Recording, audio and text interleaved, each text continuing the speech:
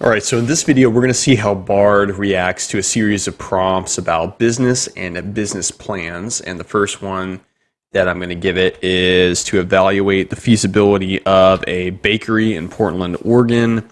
And we're going to see what it gives us. Basically, the idea is that it's going to give us something like market demand. And so one thing it did is we said, it's a vegan bakery. And so it says, well, hey, Portland, Oregon would be a good market for that because apparently a recent study found that the vegan food market in Portland is worth an estimated 100 million. And that's interesting right off the bat. It gives some more details here, but I'm going to say, can you cite this study? Tell me more details about this study and where to find it. So we're going to see what it does. It is sometimes hesitant to give you links to things on the internet, but here we go. We got it right here. Cool. Okay, so it says, hey, here's the study. Here's the takeaways of the study. And so pretty neat. Very cool. Now, what I'm going to do right now, I'm going to switch gears. I'm going to refresh the chat. I think that was really good. We're going to give it a different prompt. So we're going to say, hey, can you give us an outline of a business plan for a mobile app development company, including sections on the executive summary, market analysis, and financial projections? I'm not really sure. I think this is kind of a vague prompt, but I want to see if it'll give us a breakdown on what this should do. So it says, okay, here for your executive summary, you should provide all of this stuff. Something called a USP, unique selling proposition. Cool. And what I'm going to do is I'm going to say, can you create a example of a comprehensive business plan for a vegan bakery in Portland, Oregon? Just give all of the details as fictional or made up. So I'm curious to see if it'll go through and it will take all this information and then generate based off of this. Okay, so it says executive summary, and then it gives this example here. So it gives like a fake mission statement, target market, competitive advantage, and let's see, products and services, cool. Market analysis, marketing plan, okay, and financial plan. Projected revenue of 1 million for its first year of operation. Wow, pretty high goals. Cool. All right, so let's do this. I'm gonna reset in the chat. I'm gonna take this next one. So this is a prompt on market research. I'm gonna say, hey, I want you to analyze the current market trends for eco-friendly fashion products. So I'm interested just to see what this comes up with in general. So let's see. I think, I'm not sure what a CAGR is. Something growth rate. And so let's see. It's breaking down natural materials, ethical production, transparency, affordability. I'm going to ask it, can you give me 5 examples of companies that are front runners in the eco-friendly fashion market, and then give me examples of some of the products that they are selling that are successful. I'm curious to see what it gives back on that. Okay, so it gives companies like Patagonia, Everlane. I've never heard of some of these other ones. Allbirds, they use eucalyptus tree fiber and merino wool. Interesting. Great, very cool. So some examples there. Now, there's another prompt here. I'm going to reset the chat here. I'm going to say, hey, give us a SWOT analysis, which I think stands for strengths, weaknesses, opportunities, and threats for a new online fitness coaching business. Identifying key strengths, weaknesses, opportunities, and threats. And so, let's see. So this is breaking down all of what would make a business like that strong. And then weaknesses could be this. I think this is some business school stuff. I'm not actually sure. I'm going to ask it. I'm going to see, where would you actually use a SWOT analysis? And I'm curious to see what it says, because this is something that I don't know. So it says you can use it for business planning, project planning, personal development.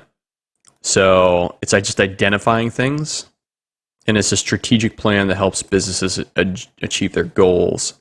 It could also be used in the same way. I'm going to ask, is this taught in business school? I'm just curious if some of this is like an academic concept. Cool. All right. So let's see. So I'm going to have, let's reset the chat. Got another prompt here that's going to say, hey, develop financial projections for new e-commerce stores selling sustainable kitchen products. And so I'm interested to see what that looks like. I'm hopeful that it gives things back in a data format, because we are asking for a lot of just like numerical data, revenue, costs, and net profit, and all that type of stuff. So of year 1, year 2, year 3. And there's just a bunch of breakdown here. See, it's not as good here as it could be in a table. So I'm going to say, can you give me this information in a data table so that I can see year over year, from year 1 to year 3, all of the information that you provided. So let's see if it gives that. All right, came right out. So year 1, 2, and 3 has kind of a generic revenue, cost of goods sold, gross profit, net profit. Cool. So that's pretty handy. So I think you could feed it more details, and it might be able to create some sort of personalized thing. So that's cool. Let me go ahead and reset the chat here. So let's go to the, this is another prompt on marketing strategy. So it says design a marketing strategy for a new subscription box service focused on organic snacks, including advertising channels, content creation, and influencer partnerships. So I'm interested to see, well, this one comes out. Okay, so it says, hey, here's a marketing strategy. It says advertising channels you can go and use with typical social media platforms, websites, blogs, email marketing, and public relations outreach. For content creation, talks about blog posts, webinars, create videos, and then about partnership and how to do that. And so let's see, some pretty basic stuff in terms of like strategy and guidance. One thing I'm going to ask it, I'm going to throw it a curveball, and I'm going to say, what do you know about integrating chatbots and AI into this marketing strategy? So I'm interested to see what it says about that, because this is kind of a newer sort of topic, and it's giving me some sort of like, older advice. So it talks about chatbots and AI, and it says, hey, you could use these to generate leads or answer customer questions and provide support, and then use AI to analyze customer data. And then we could also use AI to create personalized marketing campaigns. So that's pretty cool. So definitely has a thought pattern on like some of the latest stuff. So I'm going to say specifically, how could I use large language models like ChatGPT and BARD to enhance my marketing strategy or integrate with my marketing strategy? See what it comes up with.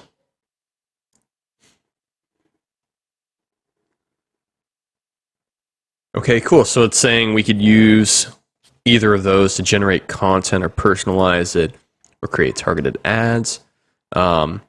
And make predictions. That's pretty cool. And then it says it could help you set goals.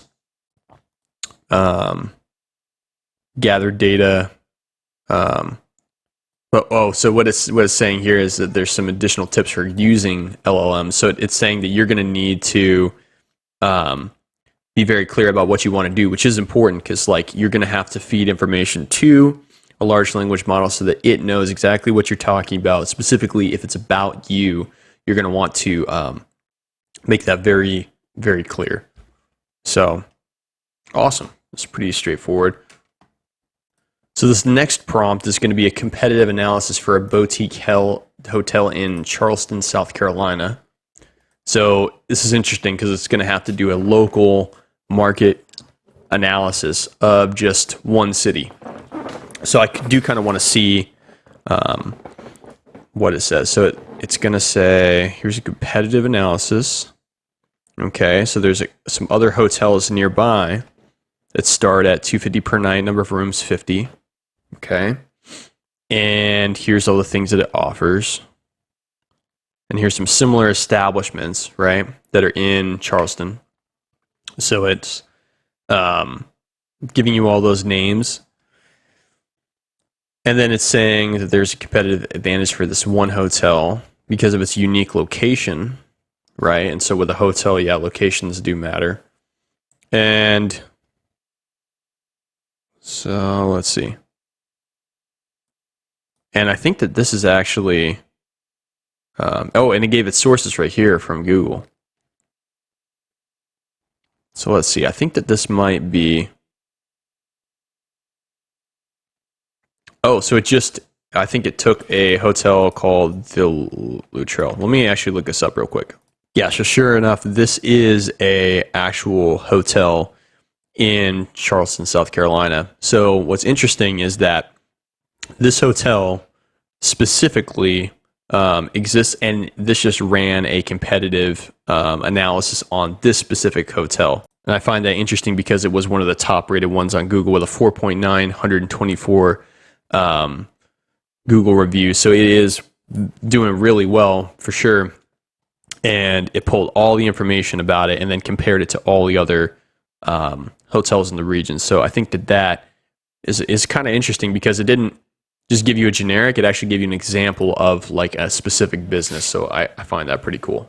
All right, our next prompt is going to be identifying and describing key customer segments for a new virtual reality gaming platform, including demographic information and motivations for purchasing.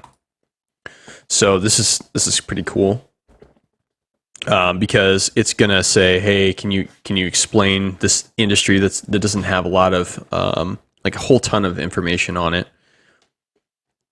And so let's see what it says. So it's breaking out customer segments for like early adopters, casual gamers, and what it's calling hardcore gamers. And it's breaking those into basically 3 demographics.